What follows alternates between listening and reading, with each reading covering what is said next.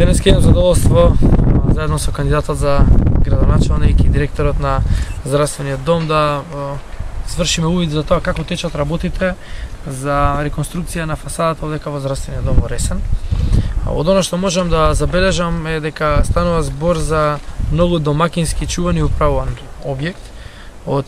директор кој што домакински се грижи за средствата кои што се во државна сопственост и не само што се грижи, него и се труди да ги подобрува условите во здравствениот дом за сите граѓани кои што гравитираат тука. Од тоа навистина сум задоволен и очекувам овој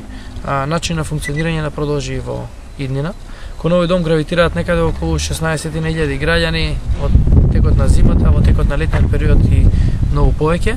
Така да сите овие услови кои што се прават се директно во функција на подобрување на квалитетот на здравствените услуги. Задоволство е денес да се констатира дека еден здравствен дом кој што во минатото изгледаше многу лошо, денес ентериерно изгледа навистина импресивно, со нова градежна столарија, со нова опрема, со многу новитети во ентериерното уредување, а сето тоа како што